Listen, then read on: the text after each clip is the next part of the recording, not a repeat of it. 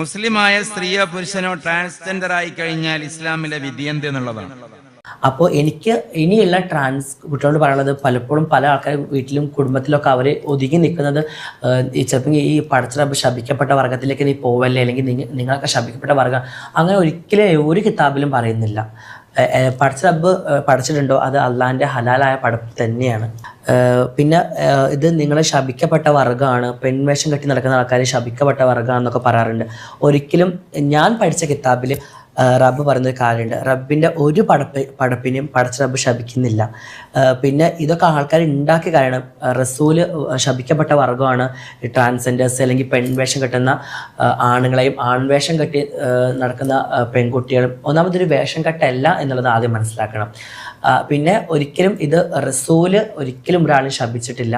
റസൂല് എല്ലാവരെയും സ്നേഹിക്കാൻ പഠിക്കുന്ന ഒരു വ്യക്തിയാണ്, എല്ലാവരെയും സ്നേഹം കൊണ്ട് മൂടുന്ന വ്യക്തിയാണ്. അതുപോലെ പടച്ച റബ്ബിൻ്റെ ഓരോ സൃഷ്ടിയും പടച്ച റബ്ബ് അത്രയും ഹലാലാക്കിയിട്ടാണ് ഭൂമിയിലേക്ക് പഠിച്ചിട്ടുള്ളൂ. അതുകൊണ്ട് ഒരു സൃഷ്ടിനും പടച്ച റബ്ബ് കളിയാക്കില്ല, അല്ല ഒരു പടച്ച റബ്ബ് ശപിക്കുന്നില്ല.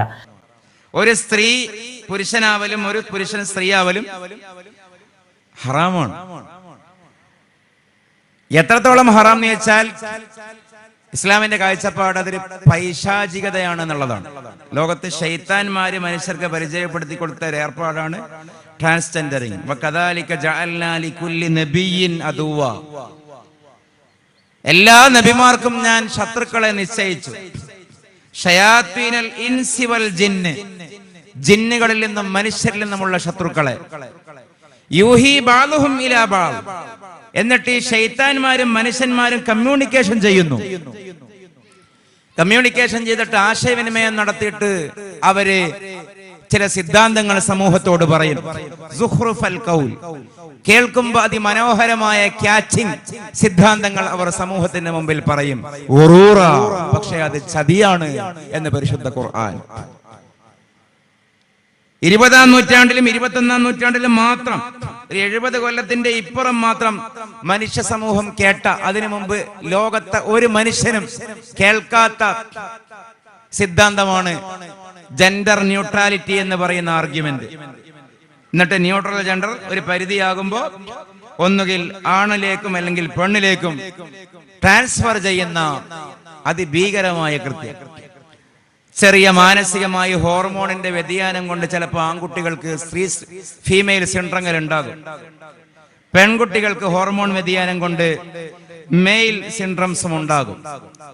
അത് തെറാപ്പി കൊണ്ട് മാറ്റാം, കൗൺസിലിംഗ് കൊണ്ട് മാറ്റാം, ഗ്രൂമിംഗ് കൊണ്ട് മാറ്റാം, ഇനി മാറ്റാതെയും ജീവിക്കാം. അതേസമയം ഈ ചെറിയൊരു ഇഷ്യൂവിന് ഒരു എൻഡോക്രൈനോളജി ഡോക്ടറെയും വേണ്ട അതിനപ്പുറം ഒരു സൈക്കാട്രിസ്റ്റിനെയും പോയി കണ്ടാൽ തീരാവുന്ന ഒരു വിഷയത്തെ 10-12 മേജർ സർജറികൾ നടത്തിയിട്ടാണ് ജെൻഡർ മാറ്റുന്നത്.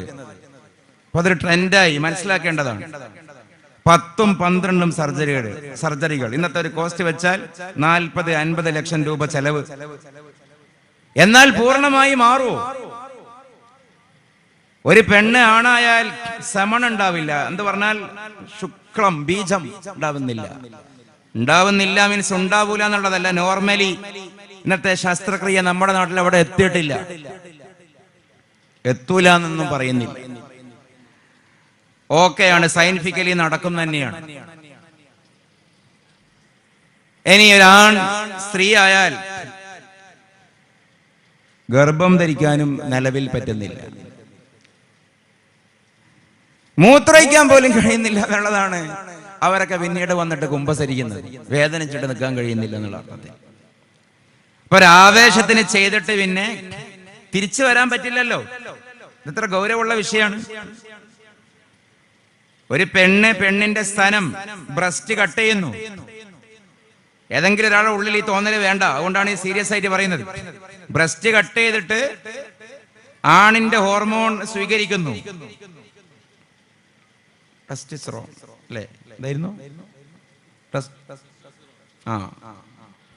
അപ്പൊ സ്വാഭാവികമായി രോമം കിളിർക്കും, ശബ്ദം പരിവരുത്താവും, നെഞ്ച് വികസിക്കും. പക്ഷെ ഒരു കണ്ടീഷനിൽ ഈ പെണ്ണിന് തോന്നുകയാണ് എനിക്ക് പെണ്ണായിട്ട് തന്നെ തിരിച്ചു പോകണം. മുറിഞ്ഞു പോയ ബ്രസ്റ്റ് പിന്നെ പരലോകത്തു നിന്ന് കിട്ടിയാലായി, ഇഹലോകത്തു നിന്ന് കിട്ടില്ല. കോഴിക്കോടൊരു വിഷയം ഉണ്ടായി, നിങ്ങൾ ഓർക്കുന്നുണ്ടാകും. അച്ഛൻ പ്രസവിച്ചു എന്ന് പറഞ്ഞിട്ടൊരു വലിയ ന്യൂസ് ഉണ്ടായിരുന്നു. ഈ പറഞ്ഞ പോലെ ഒരു പെണ്ണിന് ആണാകാൻ മോഹായതാണ്, ബ്രസ്റ്റ് കട്ട് ചെയ്തു, ആണിന്റെ ഹോർമോൺ സ്വീകരിച്ചു. പക്ഷെ ലൈംഗികാവയവം വജീന അതങ്ങനെ തന്നെയുണ്ട്, ഗർഭപാത്രം അവിടെ തന്നെയുണ്ട്. അതേ കോഴിക്കോട് തന്നെ വേറെ ആണിന് പെണ്ണാകാൻ ആഗ്രഹം. അപ്പൊ എന്ത് ചെയ്തു? പെണ്ണിന്റെ ഹോർമോൺ സ്വീകരിച്ചു, ആണിന്റെ അവയവമൊക്കെ അവിടെ വെക്കുകയും ചെയ്തു.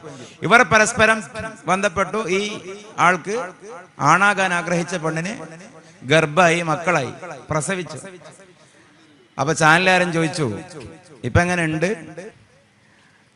അപ്പോ ആ പെണ്ണ് പറഞ്ഞു, എനിക്കൊരു സങ്കടമേ ഉള്ളൂ. എന്താ സങ്കടം എന്നറിയോ? ഇനി ഞാൻ ഈ കുട്ടിക്ക് കുപ്പിപ്പാല് കൊടുക്കേണ്ടി വരുമല്ലോ, എന്റെ ബ്രസ്റ്റ് പോയല്ലോ. അപ്പോ ഒരാവേശത്തിന് അത് ചെയ്തിട്ട് തിരികെ വരുന്ന സാധനമല്ലത്. അപ്പൊ അത്രയും അപകടകരമായിട്ടുള്ള സംഗതിയാണ്. എനിക്ക് തോന്നുന്നത്, എനിക്ക് ഇത് ഒരു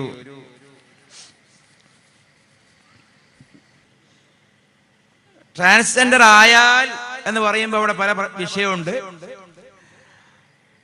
പൂർണ്ണമായി ആ വ്യക്തിയുടെ സ്വത്വം തന്നെ മാറിയാൽ, ഒരു മെയിൽ ഫീമെയിലായി ട്രാൻസ് വുമണായി, അല്ലെ ഒരു ഫീമെയിൽ മെയിലായി ട്രാൻസ് മാനായി, അത് പൂർണ്ണമായി മാറിയാൽ ഇസ്ലാമിലെ വിധി എന്താണ്? വൽ മുഅ്തബറു ഫിൽ മംസൂഹി ഇൻ ബുദ്ദിലത്ത് ദാതുഹു അൽ മംസൂഹു ഇലൈഹി. അതാണ് ഫിഖഹിന്റെ ഇബാറത്ത് തന്നെ. ട്രാൻസ് ജെൻഡർ പൂർണ്ണമായി സ്വത്തം മാറിയാൽ, ഇൻ ബുദ്ദിലത്ത് ദാതുഹു, ആണ് പെണ്ണായി, പെണ്ണ് ആണായി. അവിടെ അതിന് ഉദാഹരിച്ചത് കദമിൻ സാറ ലബന. തുഹ്ഫയിൽ ഇബാറത്ത് അങ്ങനെയാണ്. കദമിൻ സാറ ലബന, ഒരു പാല്, ഒരു രക്തം പാലാകുന്നത് പോലെ. രക്തം എന്ന് വേറെയാണ്, പാലെന്ന് വേറെയാണ്.